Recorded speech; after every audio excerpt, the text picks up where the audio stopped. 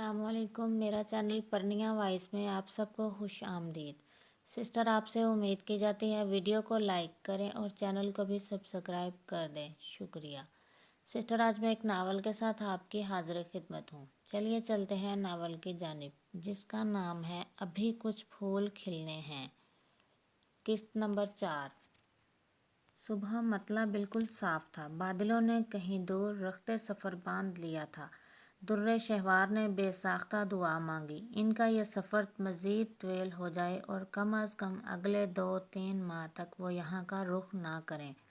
باہر ابا صحن کے ایک طرف کیاری میں اگے پودوں کی کاٹ چھانٹ کر رہے تھے، ایک ہاتھ میں کٹر پکڑ رکھا تھا، دوسرے سے سہولت سے اپنی وہیل چیئر ادھر ادھر گھماتے اپنے کام میں بے حد مگن لگ رہے تھے۔ آج کالج نہیں گئیں؟ ہاتھ روک کر اسے دیکھا۔ اب ایک دن تو بنتا ہے نا سوگ منانے کے لیے۔ کاشف اور اس کی نوک جھونک چلتی رہتی تھی۔ اس نے چڑھ کر کچھ کہنا چاہا، لیکن اس سے پہلے ہی وہ بائیک کو کک مارتا بیرونی دروازہ پار کر گیا۔ جب میں نے کہا تھا مجھے آرٹس پڑھنی ہے، پھر زبردستی سائنس کیوں دلوائی؟ اس نے کٹر ابا کے ہاتھ سے لے لیا تھا، مور پنکھ کے پھیلتے چوڑے پتوں کو کٹا کٹ کتر ڈالا۔ سائنس اور کمپیوٹر کے زمانے میں کون پوچھتا ہے آرٹس کو؟ ہاں، سارا دن چولہا چوکی سنبھالنے والی اماں کو بھی سائنس اور آرٹس کا فرق بخوبی معلوم تھا۔ دادی کو چائے دے کر خود بھی ان کے پاس تخت پر بیٹھ گئیں۔ زور زبردستی کرنے کا پھر یہی نتیجہ نکلتا ہے۔ جب میرا دل ہی نہیں ہے سائنس پڑھنے کا۔ لمبی اسٹریپ والا بیگ کندھے پر لٹکاتی صدف کمرے سے باہر آ گئی تھی، بوتیک جانے کے لیے بالکل تیار۔ دروازے پر گاڑی کا نامانوس سا ہارن سنائی دیا تھا۔ تمہیں بوتیک سے اب گاڑی لینے کے لیے آتی ہے؟ ابا نے حیرت سے پوچھا۔ جی ابا، میری پروموشن ہو گئی ہے، تنخواہ میں اضافے کے ساتھ پک اینڈ ڈراپ کی سہولت بھی مل گئی ہے، آپ کو بتایا تو تھا۔ اچھا، ابا نے خود کلامی کی۔ مجھے تو یاد نہیں ہے، بھول گیا ہوں گا، بوڑھا بھی تو ہو گیا ہوں اب۔ صدف چادر کندھوں پر پھیلاتی باہر چلی گئی تھی۔ اللہ ہماری بچی کو مزید کامیابیاں عطا کرے۔ دادی کی دعا پر اماں نے بآواز بلند آمین کہا تھا، جبکہ گل دوپہری کے پھولوں سے امڈی پڑی کیاری پر نظریں جمائے شہوار سوچے گئی، یہ راتوں رات ایسی کون سی پروموشن ہوئی ہے؟ وہ بڑبڑائی تھی۔ صبح سبکتگین یونیورسٹی جاتے ہوئے ماں کو ان کے ہاتھ چھوڑتا گیا تھا۔ تخت پر اونگتی دادی ان کی آواز پر ایک دم ہڑبڑا کر اٹھ بیٹھیں، جنہوں نے چہرے پر رقم، دکھ اور کمپرسی کی داستان کو ہمیشہ کی طرح نرم مسکراہٹ کے لبادے میں چھپا رکھا تھا۔ دادی نے بہت چاؤ سے ان کا نام روشن سویرا رکھا تھا۔ شادی کے 8 سال بعد وہ ان کی بے رنگ تاریک زندگی میں روشن سویرا بن کر ہی تو آئی تھیں۔ 2 سال بعد ابتہاج محمد کی پیدائش بھی ان کی اہمیت میں کمی نہیں کر پائی تھی۔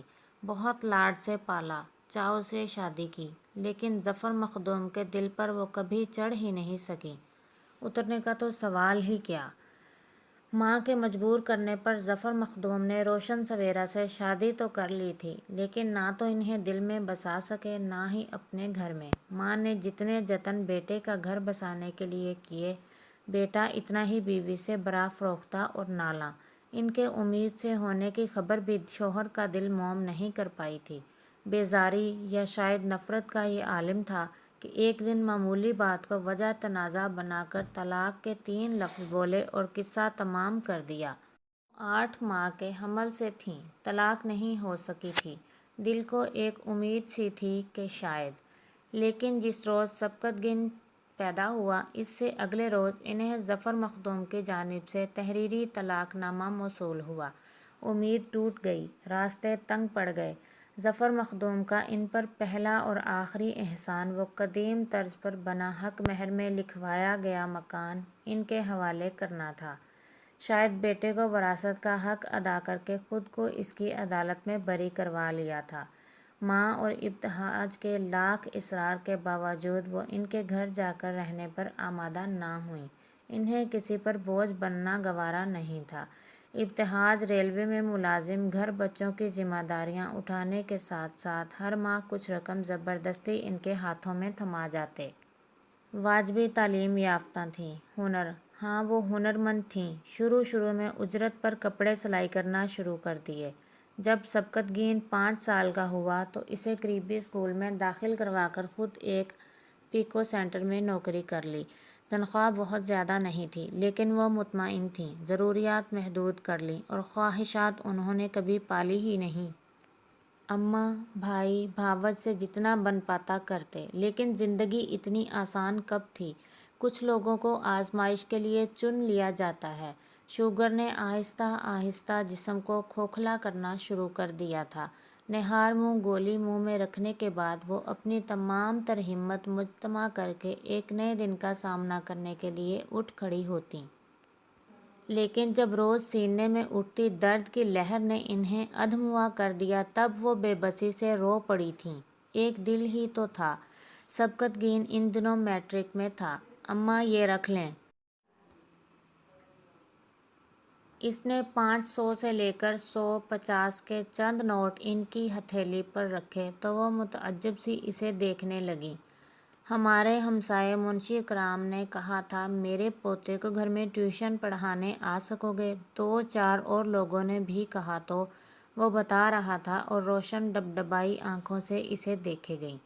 کیا میرا سبکتگین اتنا بڑا ہو گیا ہے؟ وہ ماں کو مشقت کرتے دن رات رنگ برنگی گولیاں پھانکتے دیکھ کر وقت سے پہلے بڑا ہو گیا تھا۔ بن باپ کے بچے کی شرافت اور قابلیت پر محلے والے آنکھیں بند کر کے یقین کرنے کو تیار تھے۔ کالج سے واپسی کے بعد وہ گھر گھر ٹیوشن پڑھانے جاتا، لیکن جب اس کے لیے 10 گھروں میں جا کر پڑھانا مشکل ہو گیا تو اس نے اپنے گھر میں ٹیوشن سینٹر کھول لیا۔ دن گزرتے گئے، بچوں کی تعداد بڑھتی گئی، محلے میں اس کا نام ایک پہچان بن گئی۔ یہ اس کا آغاز تھا۔ اسے ابھی بہت آگے جانا تھا۔ BS فائنل کے امتحانات کے بعد اس نے ایک کوچنگ سینٹر میں پڑھانا شروع کر دیا۔ اماں اب آپ پیکو سینٹر نہیں جائیں گی؟ اس دن انہیں پھر کھانسی کا دورہ پڑا تھا۔ کھانس کھانس کر وہ دوہری ہو گئیں۔ سبکتگین نے پانی کا گلاس ان کے لبوں سے لگایا، پیٹھ سہلائی۔ کھانسی تھمی تو آنکھوں سے مسلسل بہتا پانی بھی رک گیا۔ سانس ہموار کرنے میں انہیں کچھ وقت لگا تھا۔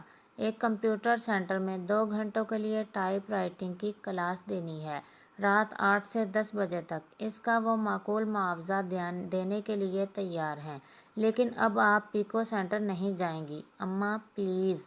ان کے ہاتھ تھامے وہ جیسے منت کر رہا تھا۔ پڑھائی کب کرو گے؟ رات کس لیے ہوتی ہے؟ وہ مسکرایا، پھر کہنے لگا، رات بھر تو وہ بھی نہیں سوتے ہوں گے جو منہ میں سونے کا چمچہ لے کر پیدا ہوئے ہیں، یا پھر وہ جنہیں پلیٹ میں رکھ کر سب کچھ مل جاتا ہے۔ میں تو پھر خود پر اتنا بوجھ مت ڈالو سبکتگین، تھک جاؤ گے، نرمی سے کہتے انہوں نے تکیے سے پشت ٹکا لی تھی۔ مجھے محنت نہیں تھکاتی اماں، لیکن آپ کی یہ بے آرامی ضرور تھکا دے گی، اس لیے اب آپ صرف آرام کریں گی۔ اس نے کسی بچے کی طرح جیسے انہیں بہلایا تھا۔ اس دن وہ ان سے پیکو سینٹر چھوڑ دینے کا وعدہ لے کر ہی اٹھا تھا۔ یہ قسط تو پہنچی اپنے اختتام تک۔ بہت جلد ملتے ہیں نئی قسط کے ساتھ۔ تب تک کے لیے اللہ حافظ، فی امان اللہ۔